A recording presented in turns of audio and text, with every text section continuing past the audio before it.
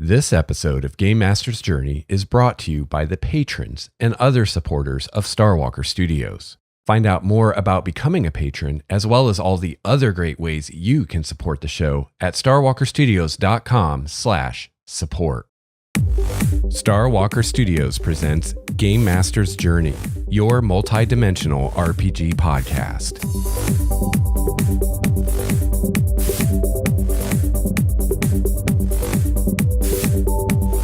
Hello, fellow gamer. Welcome to episode 202 of Game Master's Journey. I'm your host, Lex Starwalker. On this show, we discuss the craft and art of game mastering. I've been running RPGs for over 26 years now, and I produce this show in the hopes that you can benefit from my experience, my triumphs, and my mistakes. Today, I return to my exploration of the Dungeon Master's Guide with a discussion on creating encounters. But before we crack open the DMG, I want to give a shout out and a huge thank you to my new patron, Scott. Thank you so much, Scott, and welcome to the patrons of Starwalker Studios. So this is quite a lengthy discussion today, so we're going to get right into it. And this is the first of what will likely be a 2 or 3 episode series on building encounters. So today we're going to talk about the thoughts and advice given on building encounters in the Dungeon Master's Guide. And then in a future episode, we'll talk about random encounters, and we'll talk about the encounter building system and guidance given in Xanathar's Guide. So go grab your DMG if you've got one, and let's talk about encounters.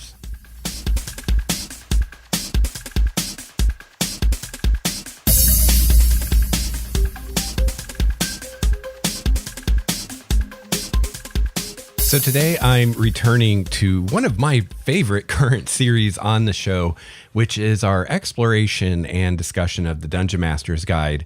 We are in part 2 of the book, Master of Adventures, and we are in chapter 3, Creating Adventures. So today we're picking up where we left off, and we're going to talk about creating encounters. And this is starting on page 81 of the Dungeon Master's Guide. So let's just jump into it. Encounters are the individual scenes in the larger story of your adventure.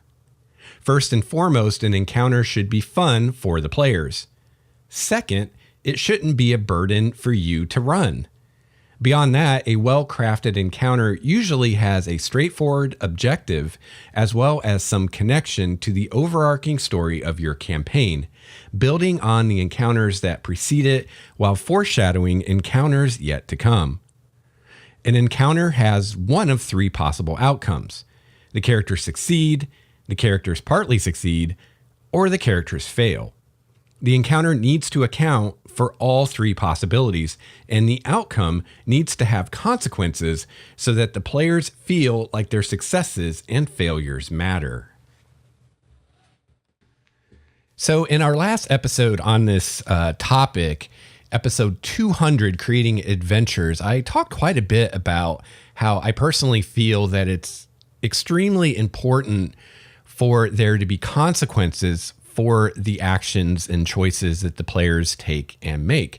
And this is just reiterating that point. So if you want to hear more about that, you can check out episode 200.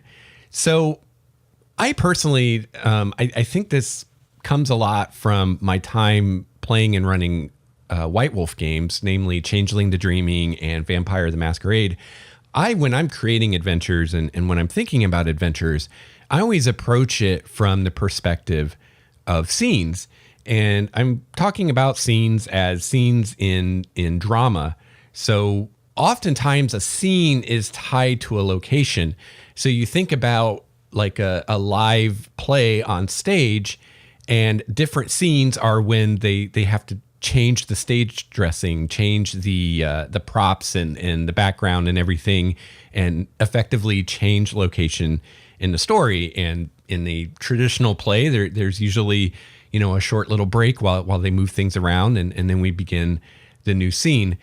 But I think thinking about it from the perspective of scenes is very helpful in role-playing games as well for GMs, just as far as organizing our thoughts and organizing our game sessions. Now, I usually run about 3-hour sessions, and I've found in a 3-hour session, I can usually get through 1 to 3 scenes.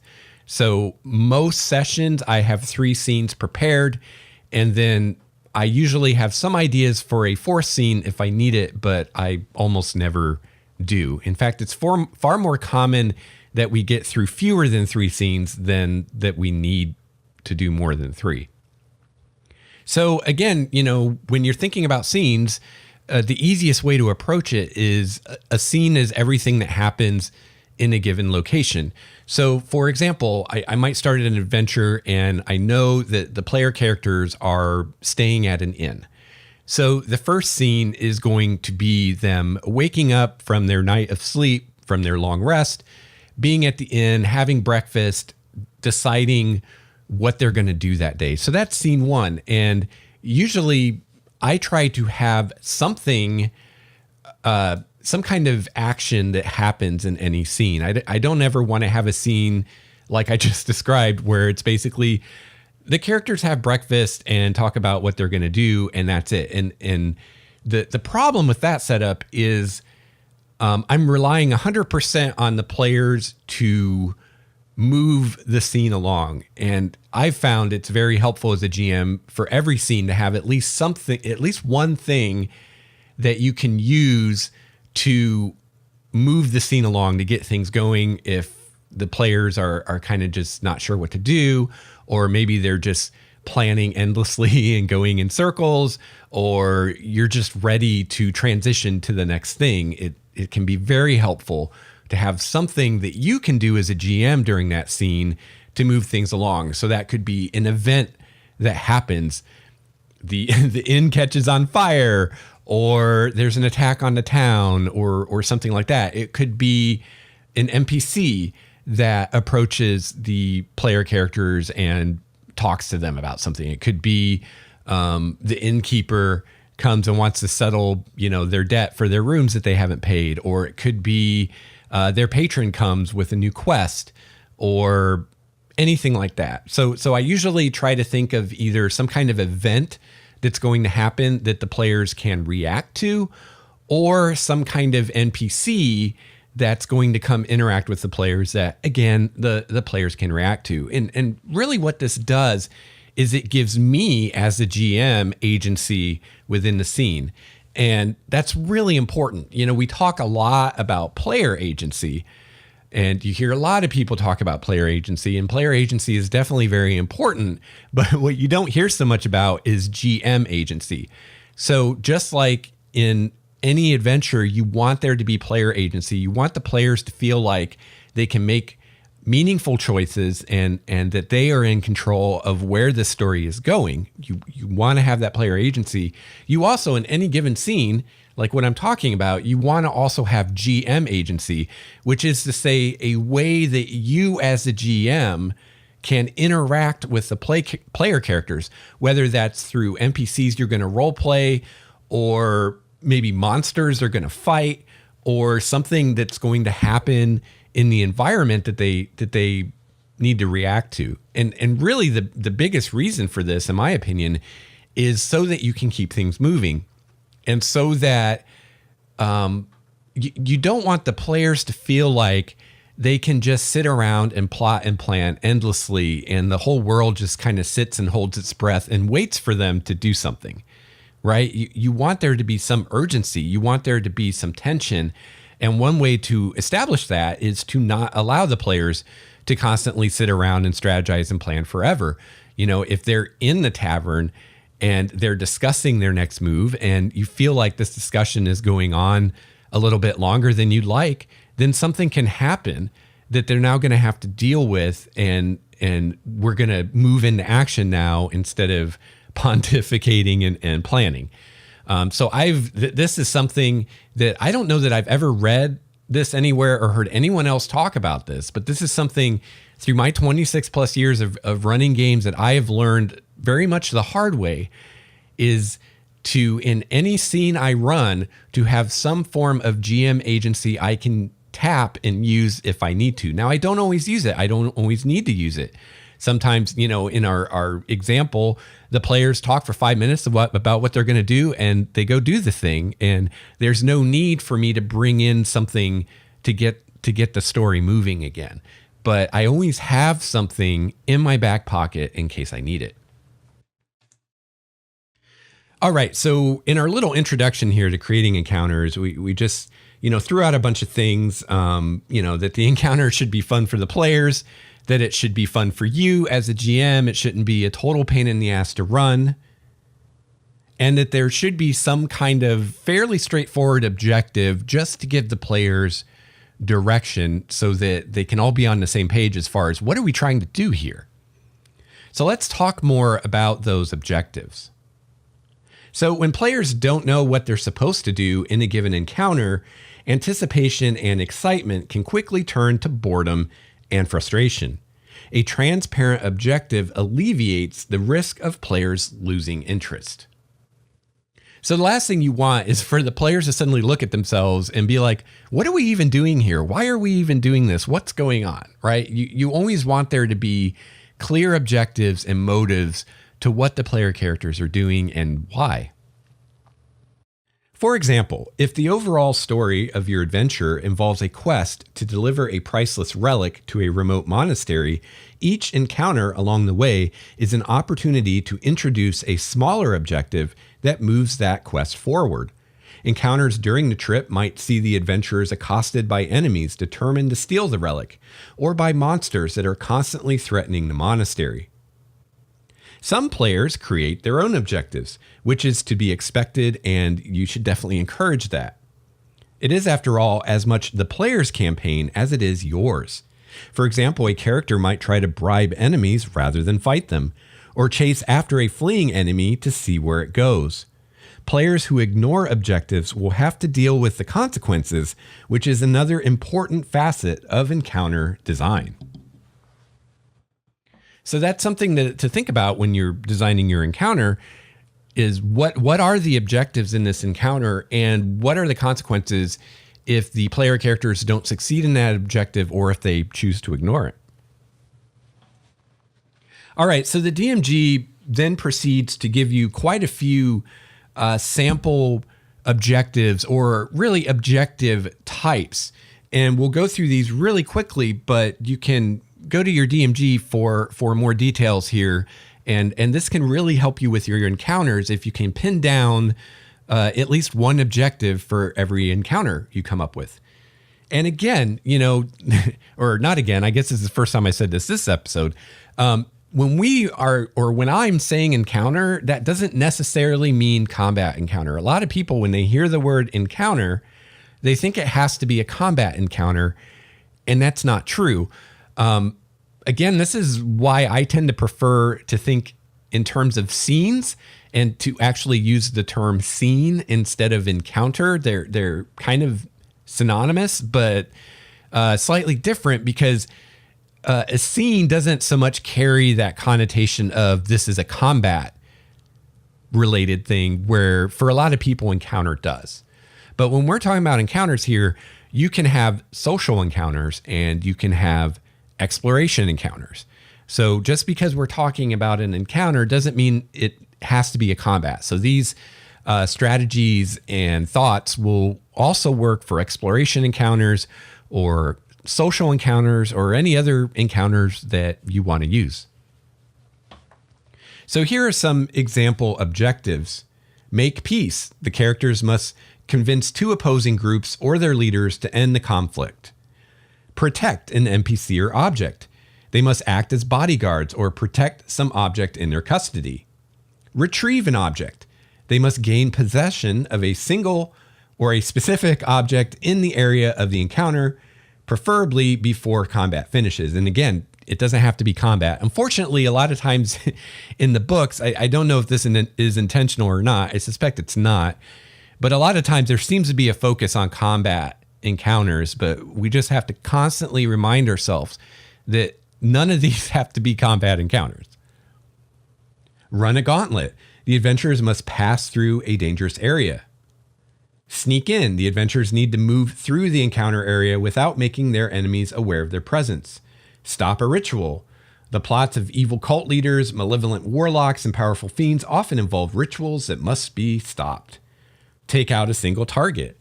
The villain is surrounded by minions powerful enough to kill the PCs. The characters can flee and hope to confront the villain another day, or they can try to fight their way through the minions to take out their target.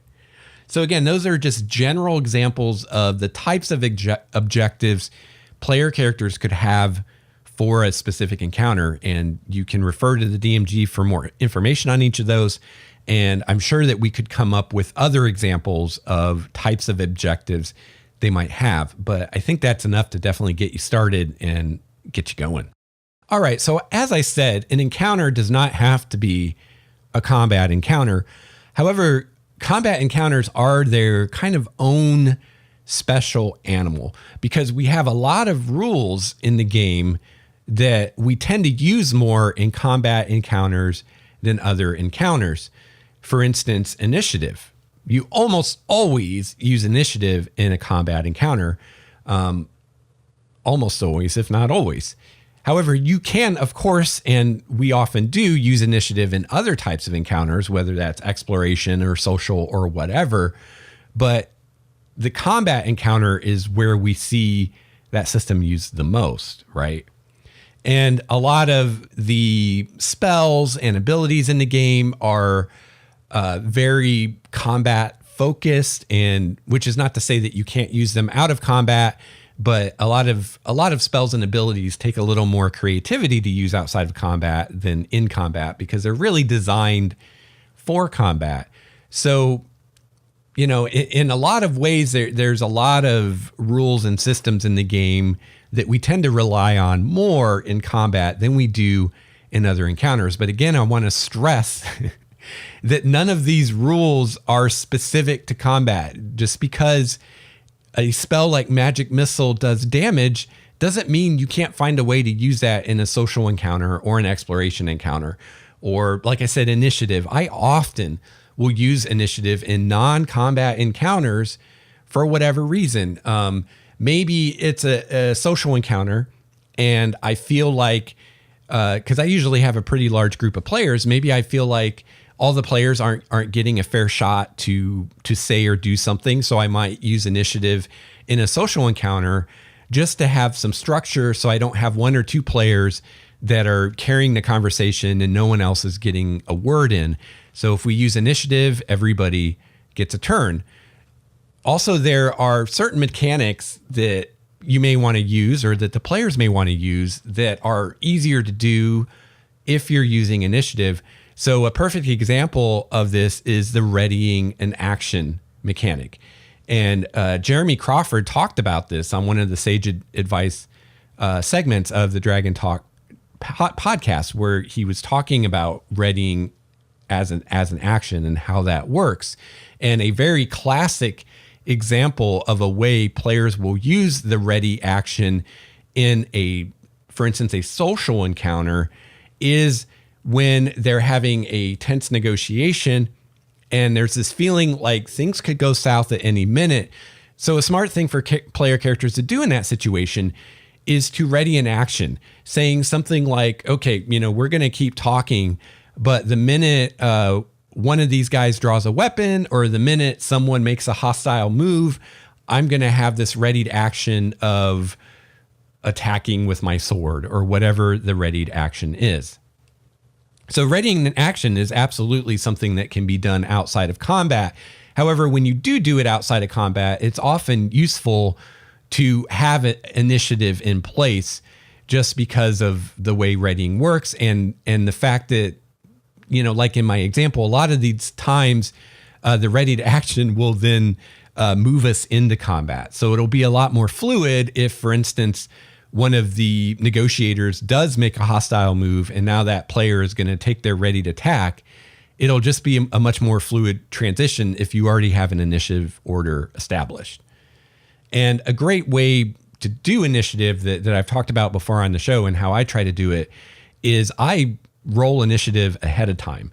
So what I try to do is at the very beginning of the session, before we even get started, I have all the players roll initiative for their characters. I record those numbers.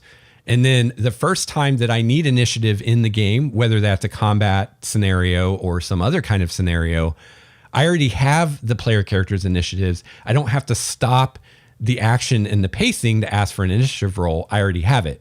And I can make my initiative rolls for any NPCs involved ahead of time as well.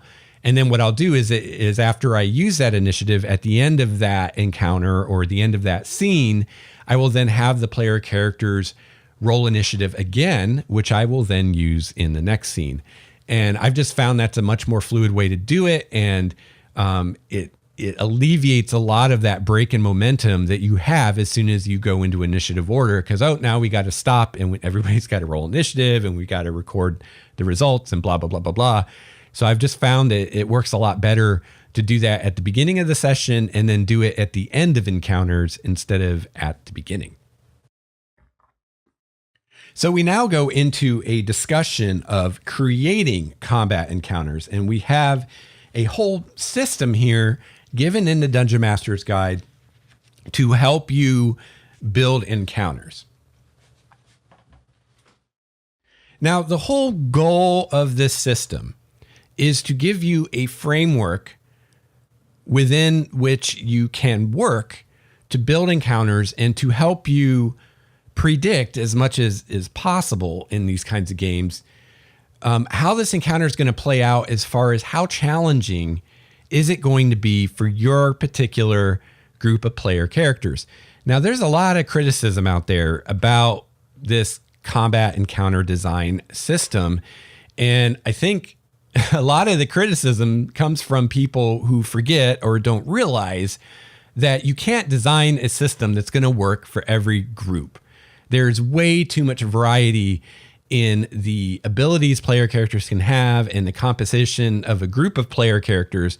There's way too much variety there for you to be able to come up with some kind of system that's going to work for everybody. The way that you use a system like this is like everything as a GM, right? I feel like I say this all the time. You can't just use this out of the box. You can't just blindly follow the system and think that everything's going to be okay.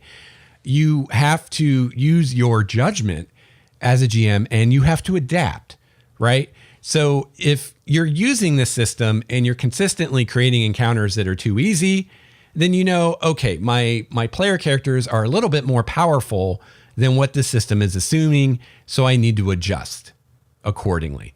Or vice versa. If the encounters are harder than you think they were going to be, then maybe your player characters are a little less powerful than what the system is assuming. Maybe for whatever reason, I don't know, maybe you used a different way of generating ability scores, or maybe your player characters just aren't super tactical.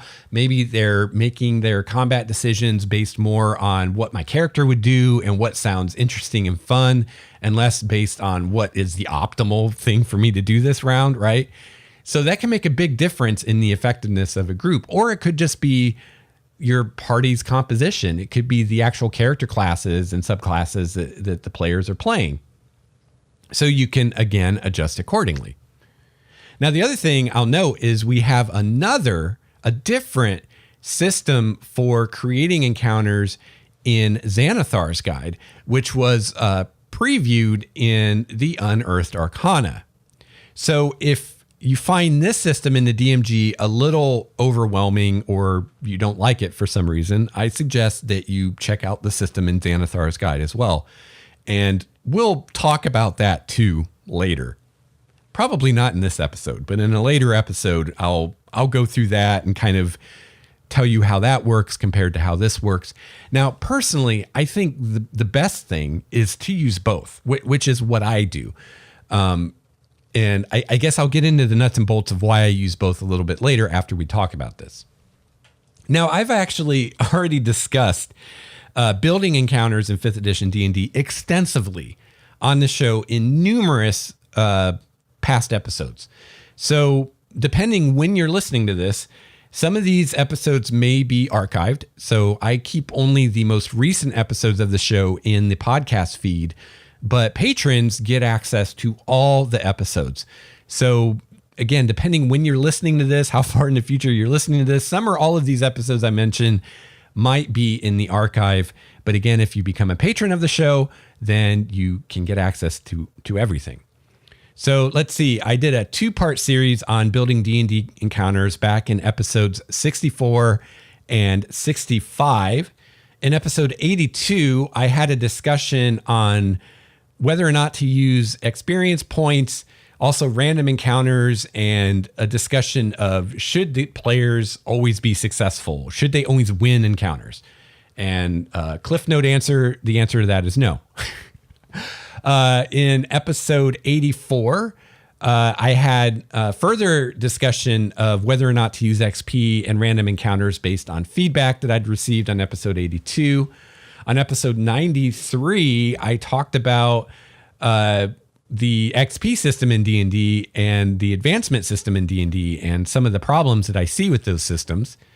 And then in episode 98, I discussed designing adventures and campaigns for D&D. Also, more recently, there are a few episodes where I talked specifically about the encounter building rules given in the Unearthed Arcana, which are now the rules in Xanathar's Guide. So I talked about that in episode 136. And then in episode 138, I discussed feedback on that discussion. And then in episode 139, I discussed still more feedback and had some more thoughts about the alternate encounter building guidelines that were given in either the Unearthed Arcana or Xanathar's Guide. Which, by the way, if you don't have Xanathar's Guide, you can still get that Unearthed Arcana with the alternate encounter building guidelines, and it's the same. They didn't change anything for Xanathar's Guide. So you can get that for free, and I'll have a link to that PDF in the show notes at starwalkerstudios.com/GameMastersJourney/202. This is Matthew Colville, and you're listening to Game Master's Journey. I want to take a minute to give a quick shout out to the patrons of Starwalker Studios. The support of the patrons makes this show possible.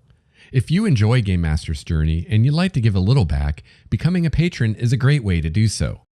I'd also like to give a huge shout out and thank you to my Tier 5 patron, Steve. Let's hear it for Steve. Yeah.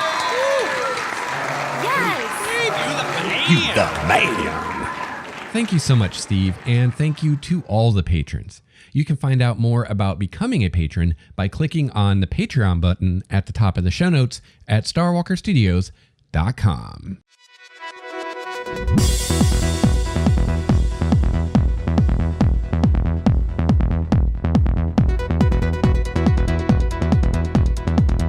All right, so let's talk about creating combat encounters. When creating a combat encounter, let your imagination run wild and build something your players will enjoy.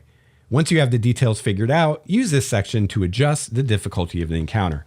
And I think this is a really good point and something that I think I missed in the early days of running this edition, which is, the best first step when you're creating a combat encounter is don't worry about challenge ratings, don't worry about this system in the Dungeon Master's Guide. Just think about, what do I want this encounter to be like? And come up with that. Come up with what kind of monsters you want to use, or what kind of terrain or environmental effects, or what's the objective of the encounter? What's the encounter going to look like? Like, imagine you saw this encounter in a movie. What would it look like? Come up with that. And then refer to this stuff and figure out, how many monsters you want to use. Do you want to adjust the monsters in some way? How challenging do you want it to be? And things like that. I think it will serve you a lot better to start with a good idea and then worry about the mechanics, as opposed to starting with the mechanics, because you'll just get bogged down and you'll tend to create encounters that aren't terribly interesting if you start with mechanics. At least that's been my experience. All right, so let's talk about encounter difficulty. So in this, we have defined 4 different difficulties of encounters. And again, this is a generalization, right? So you're going to have to tailor this to your specific group. So this is going to be different for every GM, for every group, and it's going to be different for every group that a given GM runs. And it's just part of being a game master is dialing this in as the campaign goes on.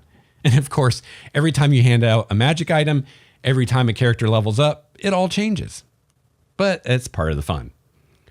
So first we have an easy encounter. So an easy encounter doesn't tax the character's resources or put them in serious peril. They might lose a few hit points, but victory is pretty much guaranteed. So an easy encounter is a chance for the player characters to feel powerful. It's not going to be super challenging. And it's really that. It's a chance for them to feel powerful and like, oh, look what badasses we are. If you're the kind of DM that is concerned about player character resources and constantly whittling down their resources, then easy encounters can be somewhat useful for that. But again, oftentimes an easy encounter can be defeated without using any resources at all. You can just use cantrips and, you don't need to use charges on magic items or anything like that for an easy encounter usually. But a lot of times player characters love using their most powerful abilities. So don't be surprised if, they're throwing their highest level spells at the easy encounters that you throw at them. And, this can sometimes be fun in something like a dungeon where the player characters are going to face a lot of combat encounters back to back. It can be a lot of fun when they waste all their cool abilities on the easy encounters in the beginning. And then now the harder encounters later on are much more challenging because they blew their wad on the easy stuff. Now, of course, player characters will just be like, well, let's just take a long rest. And it's up to you as a GM to manage that so that your adventure isn't a pushover. And also, again, consequences, right? So player choices should have consequences. So if the players choose to use all their best abilities on the easy encounter that they first have in the game session, and now they have a difficult encounter and they don't have those abilities anymore, that's a consequence of that choice. And you should let them suffer that consequence. It's the only way they're going to learn. If you just let them take long rests whenever they want, then they're going to Nova Alpha Strike every encounter, no matter how challenging it is. So it's probably not something you want. All right, so next we have a medium encounter, which usually has one or two scary moments for the players, but the characters should emerge victorious with no casualties. One or more of them might need to use healing resources. So again, we're dialing up a little bit. It's like, well, now you might have to use some resources. There might be a couple tense moments, but probably no one's going to die or even get knocked to 0 hit points. Hard encounter. Now this could go badly for the adventurers. Weaker characters might get taken out of the fight, and there's a slim chance that one or more characters might die. And then we have the deadly encounter. A deadly encounter could be lethal for one or more player characters. Survival often requires good tactics and quick thinking, and the party risks defeat. So this is a great system, and I like how they did this. These difficulties are fairly broad when you think about it, and the line between, an easy and a medium encounter, for instance, is rather blurred. You can have encounters that it's kind of hard to decide, is this easy or medium or hard, right? So I like that. And I think it's a useful tool because as a GM, you can probably pick where you want to be in this spectrum, right? I have this encounter I'm planning. Do I want it to be easy? Do I want it to be just kind of a speed bump in the road? There's no real risk. There's not even any real challenge. And the player characters might get through it without using any resources other than their time. Or do I want a medium encounter where it's a little more difficult? Some resources will probably be spent, but there's not a real risk of someone dying or anything like that. Or do I want a hard encounter where it's going to be more difficult? It's going to be more challenging.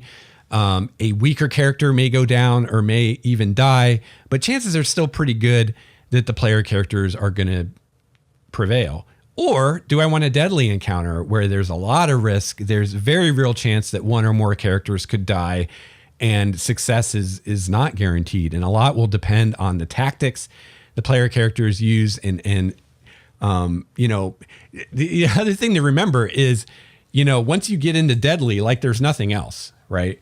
So you can have an encounter that's just, quote, barely deadly, right? It's just barely in that deadly range.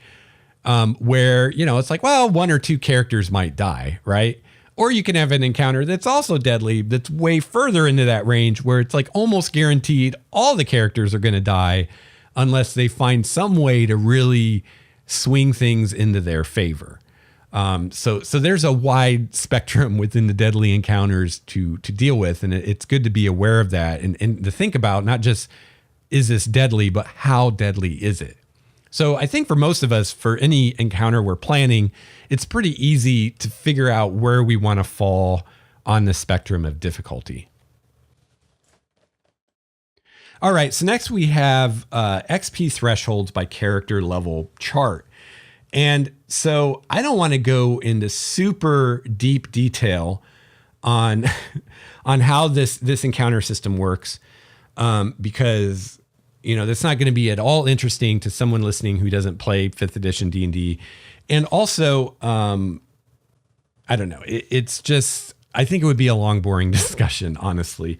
But I do want to hit the highlights so that hopefully if you're confused by this, I can help you out and help you figure this out. So we've got a table here that we're going to be referring to XP thresholds by character level. And we have a short discussion here in a text box about challenge rating. So in putting together an encounter or adventure, especially at lower levels, exercise caution when using monsters whose challenge rating is higher than the party's average level. Such a creature might deal enough damage with a single action to take out adventurers of a lower level. For example, an ogre has a challenge rating of 2, but it can kill a first level wizard with a single blow. Now, I think there's actually a mistake here. If you're worried about challenge rating and you're worried about the potential of a monster one-shotting one of your player characters, you need to compare it to the level of your lowest level PC, not the average party level. Because if your average party level is 4, but you have in the party a 3rd level wizard, then that CR4 monster can totally one-shot your 3rd level wizard, right? So if the whole point of this is to avoid that, then you want to look at the lowest leveled PC in your party, not the average. So I really don't know why they did that. It seems like a glaring mistake. In addition, some monsters have features that might be difficult or impossible for lower level characters to overcome. For example, a Rakshasa has a challenge rating of 13 and is immune to spells of 6th level and lower. Spellcasters of 12th level or lower have no spells higher than 6th level, meaning that they won't be able to affect the Rakshasa. Oh my God, I can't say that. Rakshasa with their magic, putting the adventurers at a serious disadvantage. Such an encounter would be significantly tougher for the party than the monster's challenge rating might suggest. And again, they kind of mentioned this, but this is much more of an issue at lower levels, and the higher level the player characters get, the less and less this is an issue. But especially at lower levels like tier 1 and even tier 2 of play, this is something that you want to think about. All right, so let's talk about how we evaluate an encounter difficulty that we're creating. And I'll walk you through this as quickly as possible while still hopefully clearing up any confusion people might have. So first, we determine XP thresholds. So you're going to look at this table, XP thresholds by character level, to do that. The table has 4 XP thresholds for each character level, 1 for each category of encounter difficulty. So when you look at the table on our y-axis, up and down, we have character level 1st through 20th. And then on our x-axis, our 4 other columns, we have one for easy, medium, hard, and deadly encounter. So you very simply look at the level of the player character. So let's say we're talking about a 1st level character. And we see for a 1st level character, for an easy encounter, it's 25 XP. For a medium, it's 50 XP. For hard, it's 75 XP. And for deadly, it's 100 XP. And that's like they said, the threshold. So easy is 25 XP.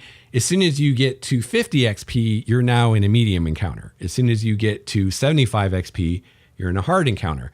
As soon as you get to 100 XP, you're in a deadly encounter. So hard encounter is 75 XP, deadly is 100. So if you're talking 80 XP, that's still a hard encounter, right? So you basically do this for each character in the party to figure out what's your XP threshold for the entire party. So let's say, we'll keep it simple. Let's say you have a party of 4 first level characters. Then you'd say, okay, first level easy is 25 XP. So I have 4 characters. So that's 100 XP, 25 XP for each of them. So for an easy encounter, my threshold for my party of 4 first level characters is 100 XP, 4 times 25. And you do the same for medium, hard, and deadly. So medium would be 200 XP, 4 times 50. Now, the cool thing about this is it allows you to deal with groups where not everybody's the same level. Like that was the easiest possible example, right? Everybody's the same level. But let's say you have a party where you've got 2 first level characters and 2 second level characters. Well, for the 2 first level characters, easy is 25 XP each. So that's 50. 25 XP for 2 characters. So that's 50. And then for your second level characters, the easy threshold is 50. So 2 times 50 is 100. So your total would be 150, right?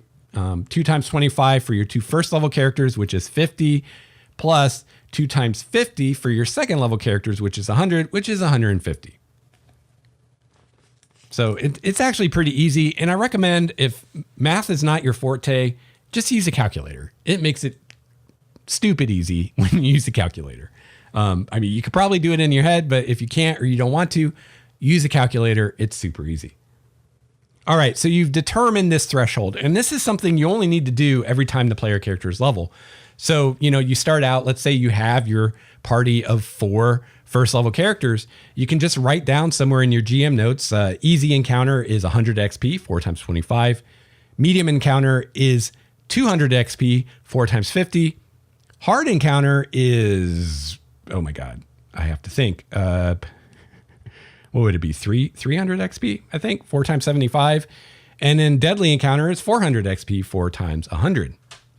And you just write that down that one time, and then you use those numbers until someone levels, and then it'll change.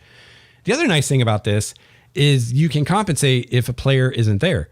So let's say on a given game session, only 3 of my player characters are there.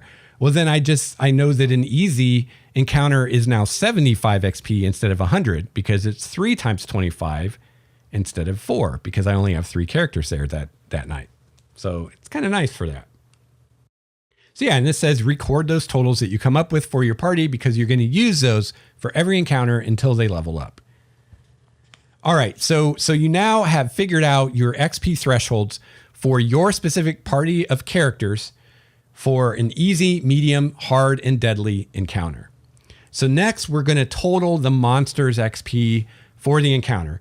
So you just add up the XP for all the monsters you're using in that encounter. And you can find that in the monster stat block where it gives their challenge rating. So now the next step is we're going to modify that total XP for the monsters based on how many monsters there are in the group or in the encounter.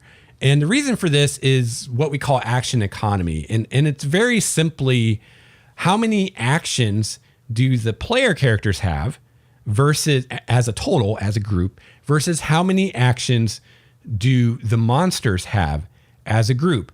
And an encounter where the monsters or the adversaries have more actions than the player characters do, that's going to tend to be more challenging than an encounter where the monsters have the same number of actions or less actions than what the player characters do. So we need a way to account for this in our design. And this is the major way that there's a discrepancy between this method and the method in the Unearthed Arcana or Xanathar's Guide. When you use those methods for generating multiple monster encounters, it does not factor in the increased difficulty of having more monsters. And to me, that's a glaring mistake. It was in the Unearthed Arcana and it's in Xanathar's Guide. They didn't fix it. So that's why I use both methods. I find Xanathar's Guide's method or the Unearthed Arcana method, they're the exact same. I find that method quicker and easier when I'm first coming up with the encounter to get a feel for how challenging is this going to be? How many goblins do I want? How many ogres do I want? Things like that.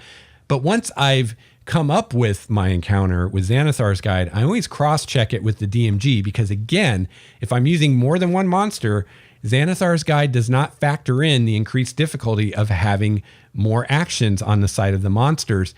And you will often, if you're creating encounters using a large number of creatures, using Xanathar's Guide, you will often create deadly encounters. Almost always, if you use as many as that says you can use, you will almost always be creating deadly encounters, which if that's what you want, awesome.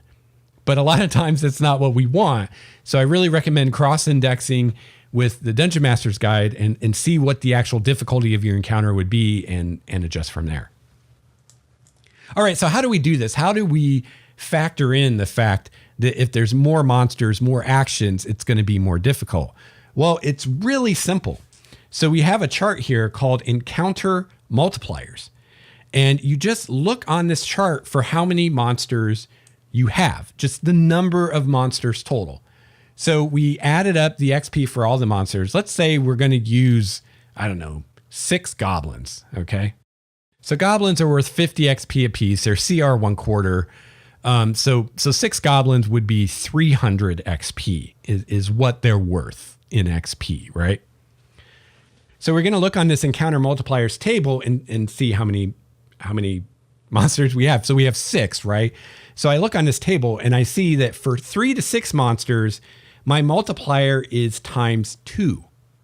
So what that means is I take that XP total for the goblin, 600 XP, and I times that by 2, which makes it 1200 XP.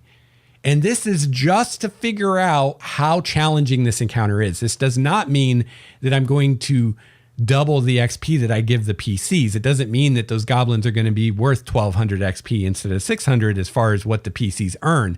This is just for determining how challenging this encounter is going to be. And again, this is just factoring the fact that the more monsters there are, the harder it's going to be. So real quickly, those multipliers, if there's only one monster, then it's times 1, which means it doesn't change, right? So 1 goblin is worth 50 XP. And as far as the difficulty of that encounter, it's just 50 XP because there's only 1 goblin. 2 monsters is times 1.5. 3 to 6 monsters is times 2. 7 to 10 monsters is times 2.5. 11 to 14 monsters is times 3. And 15 or more monsters is times 4. So you can see as you increase the number of monsters, the difficulty ramps up dramatically. All right, so now that we've modified the total XP for the monsters based on how many there are, we then compare that with the XP thresholds for the player characters that we came up with to see what difficulty is this. If there is no match, use the closest threshold that is lower than the adjusted XP value. So for instance, for my party of 4 players, I said that a deadly encounter is 400 XP, right? And for my encounter of 6 goblins, we figured out that that's equivalent to 1200 XP.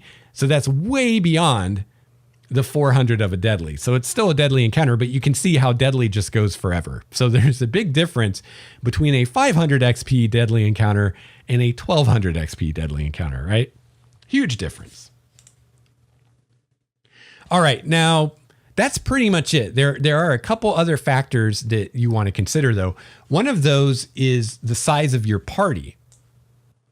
So these guidelines that we have here are assuming that there are 3 to 5 adventurers in the party. And this includes player characters and non-player characters. Any combat capable character in the encounter on the side of the PCs counts as part of the party as far as how many are in the party. So if you have 3 to 5 characters in the party, then you just use this and you're good to go. However, if you have fewer than 3 characters, then you apply the next highest multiplier on the encounter multipliers table. So we said that 6 goblins is a multiplier of times 2. 3 to 6 monsters is times 2. But if I only had 2 player characters, then I would go one step higher on that table, which would make it times 2.5, times 2.5, which is the 7 to 10 monsters. Again, I'm going one step higher on the table in difficulty because I have less than 3 players. Now you can probably guess how it works if you have more than 5 players. So if you have 6 or more characters in the party, then you use the next lowest multiplier on the table. And if you only have a single monster, you use a multiplier of 0.5. So for instance, if I have 6 or more characters in the party, and again, this includes NPCs. If I have 6 or more characters in the party, then that single goblin who's worth 50 XP is only considered to be worth 25 XP for the sake of figuring out how challenging this is, because it's a multiplier of 0.5. Now let's say I have my encounter of 6 goblins, which 6 goblins are worth 300 XP just as far as what they're worth. But I have 6 PCs in my party now, or maybe my 4 PCs hire a couple of NPCs to help them. So there are 6 characters in the party. So normally having 6 monsters would be a multiplier of times 2. But because I have 6 or more characters in the party, I'm going to go one step down in difficulty to a multiplier of times 1.5. So that encounter, if I have 6 or more characters, instead of being double XP for difficulty, which would be 1200 XP, it's only 1.5 times the XP, so it would be 900 XP. I hope that makes sense. And if not, just go through this in the DMG. It'll make more sense as you read it and look at the tables. So that's it in a nutshell. If you have 3 to 5 characters in the party, then you just use these tables as is. If you have less than 3 characters, then you're going to go one step harder in difficulty on the encounter multipliers table. And if you have 6 or more characters in the party, you're going to go one step easier on the encounter multipliers table. Now, another thing to consider is multi-part encounters. So sometimes an encounter features multiple enemies that the party doesn't face all at once. For example, monsters might come at the party in waves. And this is a great way to do encounters and to also kind of dial in the difficulty you want on the fly during play. Is if it's too easy, you can have another wave of monsters come in. Or if it's too hard, you can not bring in the second wave of monsters that you were planning to bring in. For such encounters, treat each discrete part or wave as a separate encounter for the purpose of determining its difficulty. Now, a party can't benefit from a short rest between parts of a multi-part encounter, so they won't be able to spend hit dice to regain hit points or recover any abilities that require a short rest to regain. As a rule, if the adjusted XP value for the monsters in a multi-part encounter is higher than 1/3 the party's expected XP total for the adventuring day, then the encounter is going to be harder than the sum of its parts. All right, so what they're referring to is on the next page, we have a table called Adventuring Day XP. And just to explain this, we're going to jump ahead to that section and then we'll come back. So assuming a typical adventuring conditions and average luck, most adventuring parties can handle about 6 to 8 medium or hard encounters in a day. So this, if you're wondering how much can I throw at my player characters before I let them rest, how much can they handle?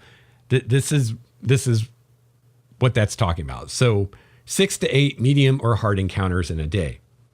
If the adventurer has more easy encounters, the adventurers can get through more, obviously, right? If it has more deadly encounters, then they can handle fewer, right? Just makes sense. In the same way you figure out the difficulty of an encounter, you can use the XP values of monsters and other opponents in an adventure as a guideline for how far the party is likely to progress. For each character in the party, use the Adventuring Day XP table to estimate how much XP that character is expected to earn in a day. Add together the values of all party members to get a total for the party's adventuring day. This provides a rough estimate of the adjusted XP value for encounters the party can handle before the characters will need to take a long rest. So again, this is long rest, not short rest. So for example, for first level characters, we see adjusted XP per day per character of 300. So if I have 4 characters, that means 4 times 300, 1200 XP in a day worth of encounters they can handle. And again, this is the XP after you've adjusted it for the number of monsters. It's not the actual XP the encounter is worth. And short rests in general, over the course of a full adventuring day, the party will likely need to take 2 short rests about 1/3 and 2/3 of the way through the day. So this is assuming that you're going to give them 2 short rests during that adventuring day. And so this gives you an idea of how much they can handle in a day. And I have more to say about that in a minute, but let's go back to where we were on the previous page, multi-part encounters. So what this is saying is, let's say you create a multi-part encounter with goblins. Let's say, okay, first the player characters are going to fight 6 goblins. And then after, 2 rounds of combat, 4 more goblins are going to show up or something like that. Or after they defeat the first 6 goblins, 4 more goblins immediately show up or something like that. So in that case, you would consider each of those waves as a separate encounter. You would balance them each individually and figure their difficulty individually. But then you would also think about what's the total adjusted XP for those encounters, and how does that compare with how much this table says they can handle in a day, to make sure you're not maybe throwing too much at them. And also remembering if you're doing it in such a way where these waves are one after another and they can't take a short rest between them, just keep in mind that each successive wave after the first is going to be more challenging than what this is telling you, because they haven't been able to take that short rest and kind of recover from the previous wave. All right, so now we have a section called Building Encounters on a Budget. And this is important to have, I think. You want to know how to do this, but I think in a way it's unfortunate, because at least for me, I think this section is what got me going down the wrong path, which is thinking about, okay, I want a difficult encounter. I have this much XP. What monsters can I use? And it's kind of a backwards way to design an encounter compared to how I usually do it. And I think how most of us do it, which is what they suggested at the beginning of this section, which is first think about what you want the encounter to be. Once you've got that down, then worry about what difficulty it's going to be. But this building an encounter on a budget is just basically, if you're like, I want a medium encounter for my player characters, how you would go about that. But again, keep in mind that most of the time this is probably not the way you want to do it. So the party's XP thresholds give you basically a budget of XP that you can spend on monsters to build your encounter. And yeah, you basically just add up the XP of the monsters, and you use the multipliers for having multiple monsters. And again, factoring in if your party is bigger or smaller than 3 to 5 characters, and you just try to stay within that maximum of the difficulty that you want. So if I've got 4 first level characters and I want a medium encounter, then I have up to 200 XP, 4 times 50, that I can spend for that encounter. And again, that you got to factor in the multiple monsters. So, if I say, 4 goblins are 50 XP, so 4 goblins is 200 XP, I'm good to go. Well, no, because I have 4 goblins and the multiplier for 4 goblins is times 2. So as far as difficulty, it's as if those goblins are 800 XP. So that's quite a bit over my budget. And that would indeed be well into deadly territory. So I think if there's one mistake newer GMs make with the system, it's forgetting those multipliers for having more than one monster, because they can make a huge difference, especially with larger groups. All right. Let me talk about one more thing, and then I'm going to talk a little bit about the whole adventuring day thing. So we go down to modifying encounter difficulty. An encounter can be made easier or harder based on the choice of location and the situation, and other things as well. Increase the difficulty of the encounter by 1 step from easy to medium, for example, if the characters have a drawback that their enemies don't. Reduce the difficulty by 1 step if the characters have a benefit that their enemies don't. Any additional benefit or drawback pushes the encounter 1 step in the appropriate direction. If the characters have both a benefit and a drawback, the two cancel each other out. So here are some examples of drawbacks that they might have. The whole party is surprised and the enemy isn't. The enemy has cover and the party doesn't. The characters are unable to see the enemy. The characters are taking damage every round from some environmental effect or magical source, and the enemy isn't. The characters are hanging from a rope in the midst of scaling a sheer wall or cliff, stuck to the floor, or otherwise in a situation that greatly hinders their mobility or makes them sitting ducks. Situational benefits are similar to drawbacks, except that they benefit the characters instead of the enemy. So basically, this encounter difficulty that we've come up with is an encounter in a vacuum, right? It's an encounter where all that's coming into play is the abilities of the characters and the abilities of the adversaries, and that's it. But few encounters occur in a vacuum, and really good encounters don't, right? Like, we want to have other things going on. So really what this is saying is, you think about what's every advantage that one side has that the other side doesn't. So if there's something that gives the player characters an advantage over the adversary, then that reduces the difficulty by a step. If there's something that gives the adversary an advantage over the player characters, then that increases the difficulty by a step. And you can have multiple of these factoring in. And again, they gave a list here of some example things that could be difficulties. Now, I'll point out that the system as written, this has nothing to do with the XP payout that you give the characters. But the system is written, you just total up the XP that the monsters are worth, and that's what the player characters get, and they get that amount. It doesn't matter, right? So if the player characters face one goblin, and this is a ridiculously easy encounter, that one goblin is worth 50 XP. If the player characters face 20 goblins, which is a ridiculously deadly encounter, each of those goblins is still worth 50 XP. So you see here that a problem with this is it's not factoring in how challenging this encounter actually was. It's just like, well, a goblin's worth 50 XP, whether you kill him in his sleep or whether you fight him and he has a Vorpal sword and enchanted plate armor. He's still worth 50 XP, right? Okay, that might not be the best example because those things would actually increase his CR, giving him a Vorpal sword and enchanted armor.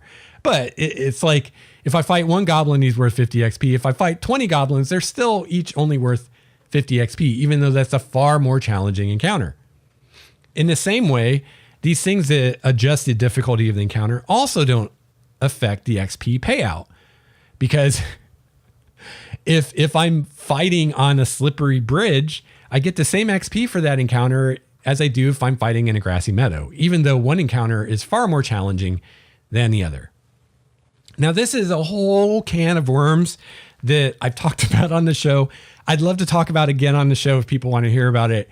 I don't want to get too mired in it right now, but just to kind of put it quickly, there's kind of a problem with the XP system in D&D compared with the advancement, or specifically the rate of advancement. And I think that, I don't know. I can only guess what was going on at Wizards that led to these discrepancies, but I can only think that there are so many variations to this game presented in the DMG, and we have regular XP, we've got milestone XP, we've got just level the player characters when you want, that I think maybe there is some kind of communication breakdown, and we've got some elements of the game that are kind of more assuming one type of leveling and some they're assuming another. I don't know. But the discrepancy that I'm talking about is simply this. Elsewhere in the books, I believe it's in the DMG, it talks about leveling pace. And Wizards says or suggests the following leveling pace, assuming that you play 4-hour sessions. It should take one session for the player characters to get from level 1 to level 2. It should take one session, 4 hours of play, for the player characters to get from level 2 to level 3. It should then take 2 sessions, 8 hours of play, for the player characters to get from level 3 to level 4. It should then take 2 to 3 sessions, or 8 to 12 hours of play, for each level thereafter. Now, that sounds great to me. As far as leveling pace, that sounds fine. Now, personally, I would slow things down a bit at tier 4. and actually probably even tier 3. So once, what I tend to do is I use that exactly as I stated. And I tend to, for tier 2, which is level 5 to 10, I tend to veer on the side of it taking 2 sessions per level, occasionally 3, but usually 2. And then for tier 3, from level 11 to 17, I veer more on it taking 3 sessions. And then I haven't gotten to level 17 yet in a campaign, but if I got to level 17, I'd probably make it 4 or 5 sessions per level, just because I think as you get higher and higher level, you should slow down the progression, because you're getting towards near the end of the game. Like there's nowhere else to go. So if you want to keep playing these characters, you need to slow it down for that reason. And B, the higher level you get, especially spellcasters, characters get a lot of abilities. And if you're leveling them too quickly, they never really get a chance to get to know the abilities they just got, or get to use all the new spells they got before they're another level. And now they've got new stuff to do. So, but anyway, that's a topic for another day. So anyway, so we have this suggested leveling speed, right? Sounds great to me. The problem is, the discrepancy is how it actually plays out. If you use XP as instructed in the DMG, and you're giving XP for encounters, even if you give some extra XP for role playing or clever strategies or things like that, you will not realize that leveling pace. It will be much slower. It's incredibly difficult to design an adventure that you can play in 4 hours that will lead to each player character earning 300 XP, which is the amount of XP they need to get from level 1 to 2. And it gets more difficult every level after that. And the bottom line is, if you use the system as written, your leveling pace will be way, way slower than what I just suggested. Much, much slower.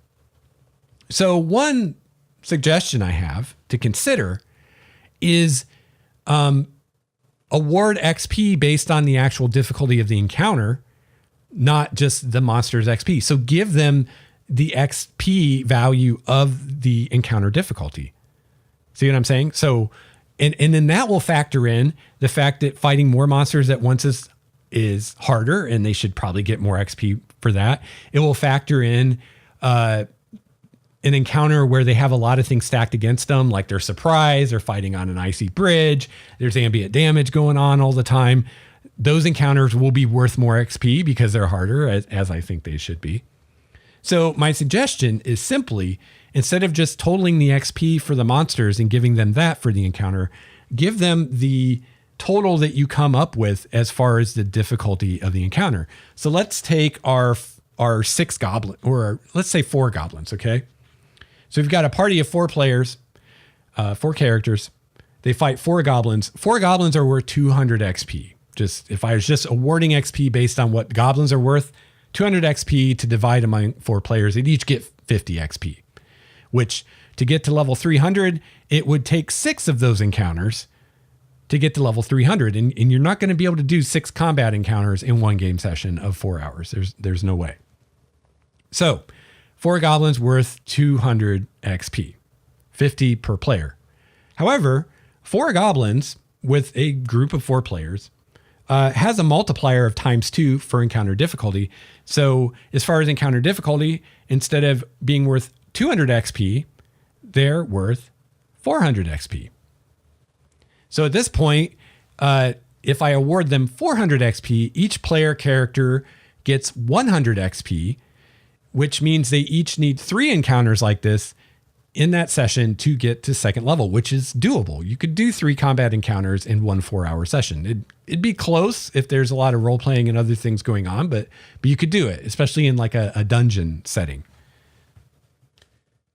And I could also, if there are other circumstances that increase the difficulty, like say the player characters are surprised, would increase it 1 step, which would be a multiplier of 2.5, which would be, what do we say? The goblins are worth 200. So that would be 400, 500 XP that encounter would be worth. So that's something to consider. And that, I wouldn't just blindly do that. Don't just take my word for it. I'd think about, plan your encounters and think about, okay, how much XP would they get if I just did it based on what the monsters are worth? How much XP would they get if I base it on the actual difficulty? And which of those do I like better? And that's assuming you're not using milestones or something like that. Oh, and as far as milestones, I should have mentioned this earlier. But if you are using milestones, then what a milestone is worth is really simple. A minor milestone is worth the same as an easy encounter. So for a first level party of first level characters, if they hit an easy milestone, it's 25 XP per character. So each character gets 25 XP. A major milestone is the same as a hard encounter. So first level character hits a major milestone, that would be 75 XP per character. So that's how the milestones work if you're using milestones. Really simple. So another way that you could address the discrepancy between the pace of the leveling and the actual XP rewards and how much it takes to get from level to level is you could do something like milestone XP, and then you could make those milestones worth more or less, or make them worth whatever they need to be worth to get the leveling speed that you want. Probably the easiest way to get the leveling speed that you want is just decide when the player characters level and just level them. That's definitely the easiest. Downside with that though is there's no reward system there. It's very arbitrary. Even if it's not, it seems very arbitrary to the players. It's like, oh, well, Lex is just going to level us when he feels like it. It doesn't matter what we do. It doesn't matter how smart we are. It doesn't matter how good the role playing is. It doesn't matter how in character we are. It doesn't matter how good our tactics are. We're going to level when he levels us. And that's just the way it is. Now, that may not be the case, but that's the way it's often perceived by the players.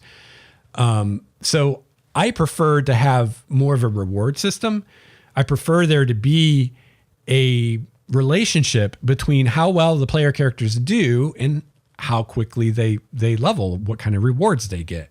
So the way you can do that is, like I suggested, give them XP based on the difficulty of the encounter instead of just what the monsters are worth.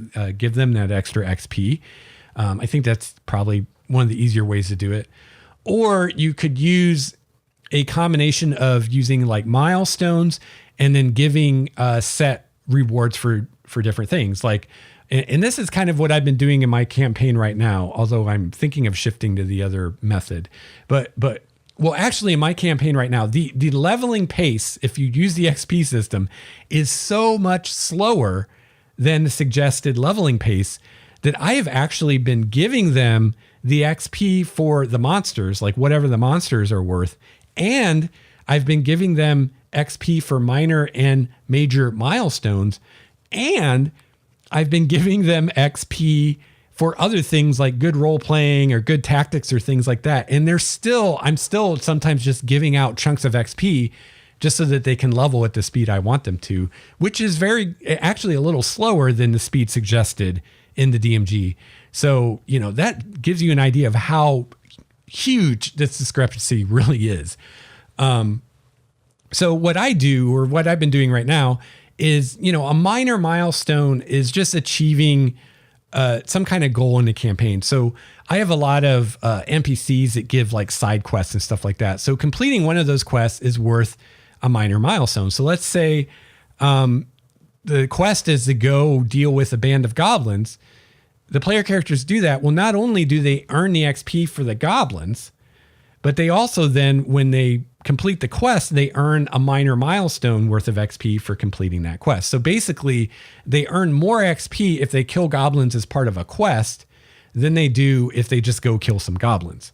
And that's by design. And I did that on purpose to encourage them to actually pursue quests and storylines as opposed to just going and killing random things.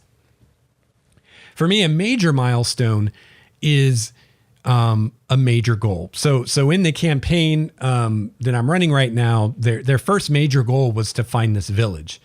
So once they find the village, that's a major milestone. They get that XP above and beyond all the other XP they've earned.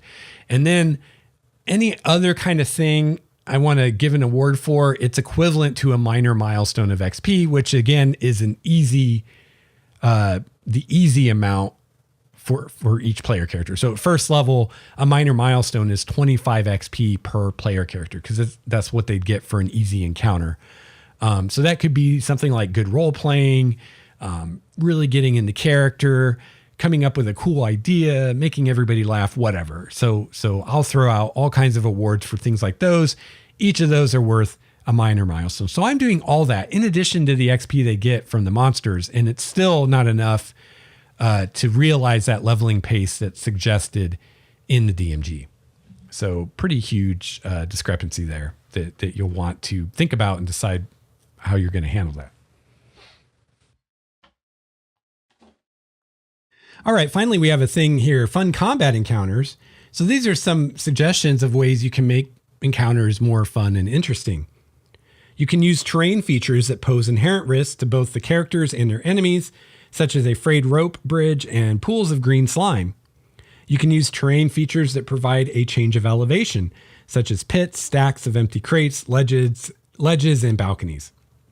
Now, I'll point out here, if you're using a grid of miniatures, this can be a pain in your ass. So this is a much better thing to use, I think, in Theater of the Mind, where you don't have to figure out how you're going to represent all these different elevations on a grid.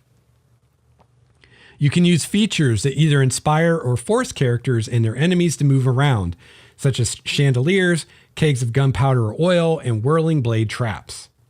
You can use enemies in hard-to-reach locations or defensive positions so that characters who normally attack at range are forced to move around the battlefield. And you can use different types of monsters working together. All right, so I said I wanted to go back and talk a little bit more about the Adventuring Day XP.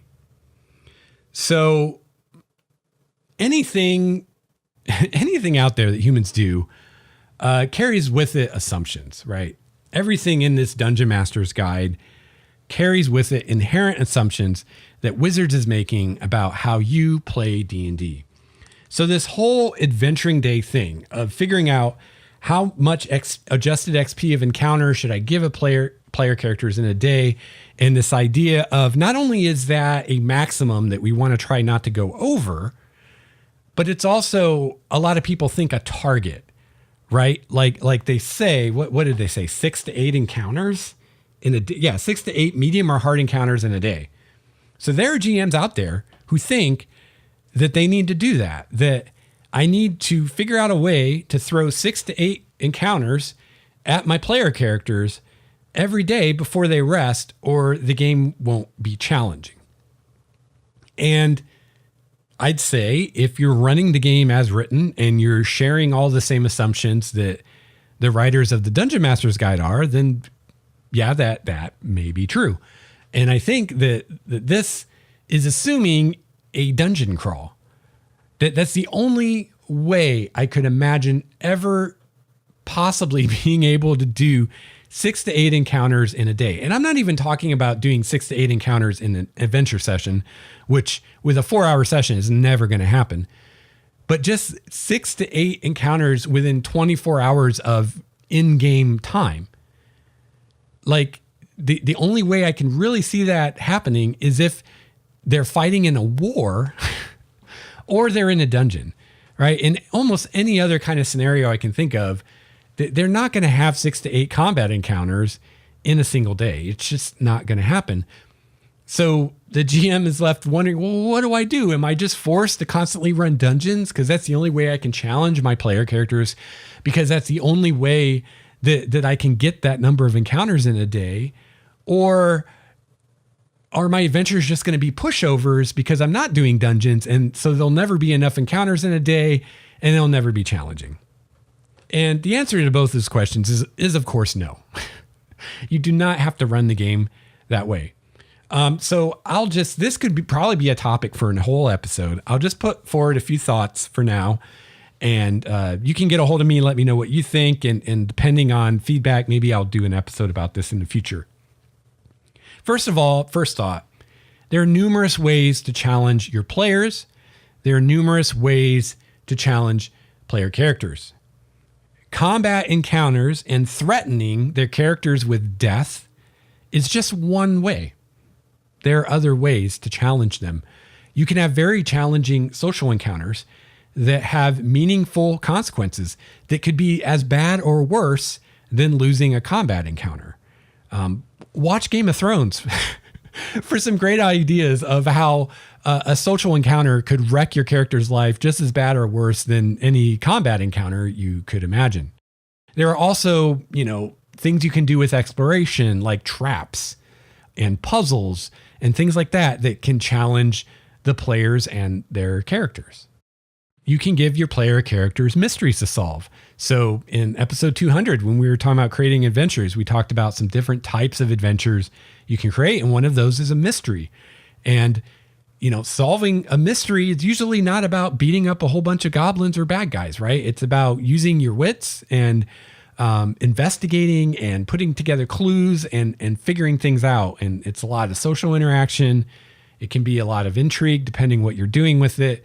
And it can be very challenging and no one ever takes any damage. So that's my first thought. There are other ways you can challenge your player characters other than combat encounters. My second thought is remember that the 6 to 8 encounters per day is, medium and hard encounters? Right. So, keep in mind that if you're using easy encounters, well, it's going to take even more than 6 to 8 encounters per day. And if you're using deadly encounters, it's going to take less than 6 to 8 encounters per day. I have noticed something with 5th edition, and this is probably true with a lot of games, but it's especially true with 5th edition compared to previous editions of D&D I played.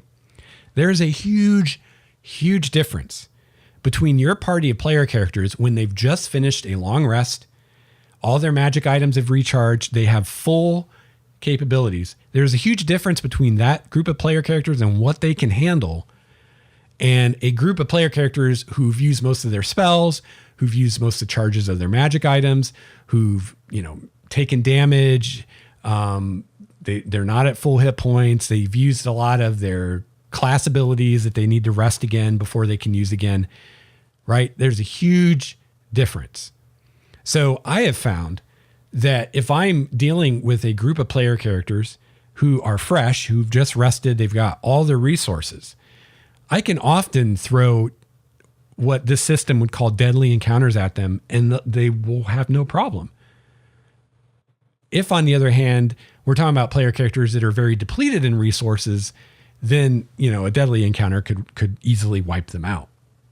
So something that I've kind of learned just almost by accident, just running this game, is that a great way to get around this, how am I going to do this many encounters in a day, is just don't do it. Do fewer encounters, but make those encounters more challenging. So if you could just do one encounter in a day, but make it a deadly encounter, make it really challenging. Use waves of foes, right? So you can keep bringing in more foes to dial in that difficulty exactly where you want it to be. And, you can easily, with one very challenging encounter, get the player characters to deplete and use the same amount of resources that you would do with the 6 to 8 medium or hard encounters. Because the whole point of this is to get the player characters to use their resources so they have fewer and fewer resources, so each encounter is more and more challenging. And again, this is all assuming a dungeon crawl, which personally I find rather unfortunate because most of the D&D adventures I've run have not been dungeon crawls. And I know there are groups that just do nothing but dungeon crawls, but most of the groups I know of, they don't always do dungeon crawls. So to design the game assuming that we're all doing dungeon crawls, I think is unfortunate and in my mind not the greatest decision. So the game is assuming that you're doing dungeon crawls, and in that situation, this depletion of resources is really important, and it comes down to this balancing act that the players have to do, this decision they have to constantly make of, do we press on and do another encounter, even though we're down on spells, we're down on hit points, we're down on resources, and we're less likely to succeed because of that? Do we do that? Or do we rest and take the risk of there being maybe some kind of random encounter we have while we rest, or while we're resting, the word spreads through the dungeon that we're here, and future encounters will now be harder because they know that we're here and they're prepared for us, or they have time to fortify their defenses, right? So that's usually what's going on in a dungeon crawl. Is there's this balance of, well, if you don't rest enough, encounters get progressively more and more difficult, and you're going to get to the point where you can't cope with an encounter and you could have a complete wipe of the party. Balance with, well, on the other hand, every time you rest, you're staying in one place for 8 hours or more. There's a good chance that something's going to stumble upon you. You're going to have some kind of combat encounter during that rest that you wouldn't have had otherwise. There's also time for word to spread through the complex that you're there, for people to prepare defenses, for bad guys to run away, for the enemies that you fought and didn't defeat to heal up themselves, et cetera, et cetera. So there's like this balancing act in a lot of dungeon crawls the players have to deal with, and that's part of the strategy of the game. That's part of the gameplay, part of the challenge. But if you're not in a dungeon crawl, if you're not in a situation where you're just going to be able to throw, oodles of combat encounters at the player characters one after another, then it's very different. They don't necessarily have that time pressure against taking a rest, or if they do, it's a different kind of time pressure because they have some kind of deadline or something. And they don't so much have to worry about their resources because they don't have to worry about having to fight 8 battles today before they can rest. So it changes the landscape a lot as soon as you move away from that kind of dungeon crawl adventure, which again is a lot of, if not most of the adventures that most, if not all of us run. So this whole adventuring day thing, I mean, it's kind of a good thing to know and understand and keep in mind, but I see a lot of GMs get way too hung up on it, and they're trying to design their adventures around this so that they have all these encounters. And the last thing you want is to have an encounter just to have an encounter that feels forced. It feels like there's really no reason for this encounter to be here other than we needed more XP or the DM needed us to lose more hit points, right? So my personal advice to you is, unless you're in a dungeon crawl like that, not to worry about the adventuring day. And if you're concerned about challenging your player characters in combat, just remember that the fewer combats they're going to have between long rests, the more difficult those combats can be. And you can even go outside of these guidelines if that's the only thing they're going to face that day. Now, you do still want to remember the CR thing that we talked about with lower level characters, and be careful throwing higher CR monsters at them that can one-shot one of your player characters. And I think this is discussed a little bit more in Xanathar's guide, but what you can do is you can look at the most powerful monster in the encounter, their most powerful attack, what's the maximum damage that attack could do. Also, what's the average damage that attack does, which is going to be the number that's given is the average damage if you don't want to roll. But you want to think about the maximum too, which would be, what if you rolled the maximum on the roll, unless you just use average damage in combat, obviously, and compare that to the hit points of your weakest character. And that's a great way to look at it too. But again, you want to think about CR because, like was discussed, as monsters get higher CR, they get things like they need to be hit by magic weapons, or they're immune to different types of damage. So that can factor in quite a bit as well.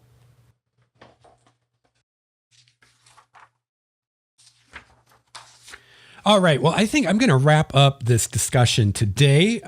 We've been going for quite a while here, but we are not done talking about creating encounters. Still here in the DMG. Next up, we have random encounters, and I have quite a bit to say about random encounters. A lot of it I've said before.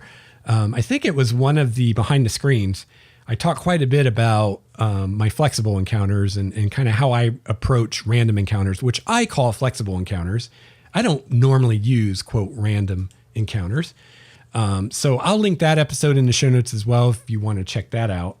And then also, like I said, I want to discuss the alternative encounter system that's given in Xanathar's guide, or the Unearthed Arcana. So we'll have one, maybe two more episodes talking about encounters. So I would love to hear from you. Any feedback you have on this discussion, gamemastersjourney@gmail.com. Shoot me an email. Let me know if there's any questions about any of this you have, anything you're confused about, let me know. And yeah, I'd love to hear from you. And hopefully together we can wrap our brains around this. Probably this is the most complicated part of being a DM for D&D is this encounter balancing. And I know some DMs just don't do it. They just use whatever they feel like using, and maybe they adjust on the fly, maybe they don't. But if you're the kind of GM that you like to plan and prepare for things and have some idea of how challenging this encounter you're building is going to be, these guidelines are really helpful. And again, I really recommend using both systems, that in Xanathar's Guide and in the DMG together. That's the way I do it. I start out with Xanathar's Guide. I use that system, and then I check with the DMG just to make sure it's not more difficult than I want it to be. And again, all of this, you're going to have to adjust for your given party, and that will change over time. You know, one thing really important to understand about how 5th edition is constructed is the system is assuming 0 magic items. So these encounter guidelines are assuming that the player characters have 0 magic items. So as soon as you hand out a +1 sword, it changes things, right? A +1 to attack and damage is a pretty big deal in this edition. And even more so when you get to more powerful magic items or greater number of magic items. So if you're handing out magic items at all, it's going to change this. You're going to have to adapt. If you're using a different method to come up with ability scores than the 27-point buy or the stat array, that's going to change things. If you're letting player characters roll for their ability scores, that's going to change things. So, you know, I see some GMs, some of the more vocal GMs out there who think this system doesn't work because it doesn't fit their party. But again, this system is for a hypothetical average party that has no magic items. So, you know, your party may be significantly more powerful or less powerful than that. So you're going to have to adjust. But the point is you have a system, you have a framework, and you can figure it out. The more you do this, the more you deal with a specific group of characters, you can figure out, you know, using this system, my characters can routinely handle the easier of the deadly encounters. And, you know, maybe you even come up with your own chart and you're like, well, my encounters actually aren't deadly until this point. And, you know, some of what this would call deadly encounters are actually hard encounters for my group, or something like that. I mean, you'll figure out, okay, they can actually handle a little bit more than what this is suggesting, or not quite as much, or whatever. But the thing I like about it is it gives you a really great baseline. It's really easy to use. It's really straightforward, and it allows you to deal with groups who have player characters of different levels, who have NPCs of different levels. Well, NPCs don't have levels, they have CR. And it allows you to deal with groups of different sizes. So maybe one week you've got 6 players, the next week you've got 4 players. You can use this to handle all of that. And as someone who's been running D&D since the 2nd edition days, this is by far the best system like that I've seen in the game, as far as giving you a system to work with and giving you a system that's consistent so that you can adjust for your group and dial it in pretty much exactly. So it's a pretty good system to use. And again, nothing's ever going to be perfect because there's just too many variables to account for. The best you can do is come up with something that's perfect for your group. But again, as soon as characters level, as soon as you hand out new magic items, it's going to change. So you just got to be fluid and adapt.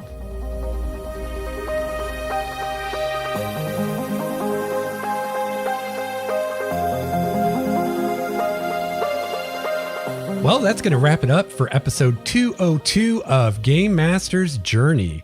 I want to give a huge thank you to Jesse here for your 5-star review on iTunes. Jesse says, I'm a new GM and I found this podcast while looking for advice on running a game. I don't play D&D, but I found the information provided here was still applicable to other games as well. Thanks for the help. Thank you so much, Jesse. I really, really appreciate your review, and I'm glad that you're enjoying the podcast and it's helpful to you. And I do try to make the topics that we talk about on the show as relevant to other games as I can. But yeah, we have a bit of a D&D 5th edition focus here and have for quite a while, quite a few seasons. Just mainly because that's what I'm playing. That's what I'm running right now. But luckily, a lot of what we talk about when it comes to the art and the craft of being a game master is the same no matter what game you run. So I'm glad that you're finding it useful for whatever games you're playing. If you would like to get a hold of me, you can email me at gamemastersjourney@gmail.com. You can follow me on Twitter @LexStarWalker, and you can also call the Game Masters Journey voicemail number and leave me a message. If your question or feedback is entertaining or enlightening or both, you might even hear your message on the show. That number is 951-GMJ-LEX1. That's 951-465-5391, or you can find that number in the show notes.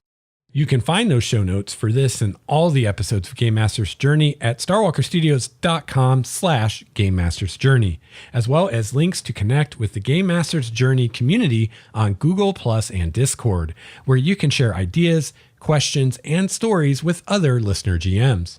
If you have comments, questions, or feedback on the show, I would love to hear from you. If you'd like to support the show, the best way you can help me out is by becoming a patron. You can find out all about becoming a patron at patreon.com/StarWalkerStudios. Check the bottom of the show notes for all the other ways you can support the show, including purchasing a t-shirt or my D&D adventure, The Trickster's Labyrinth, at StarWalkerStudios.com. You can also use my Amazon referral link when you shop on Amazon. You can find all these ways to support the show and more at StarWalkerStudios.com/support. I hope that you have a chance to play your favorite RPG this week. I hope you have a chance to run your favorite RPG. I'll be back soon with another episode of Game Master's Journey. Until then, game on. This has been a Starwalker Studios production, your source for quality gaming and hobby podcasts. This episode's music, courtesy of Cloudwalker, Transboy, Renfield, Stanko, and Ish. See the show notes for more details at starwalkerstudios.com/Game Master's Journey.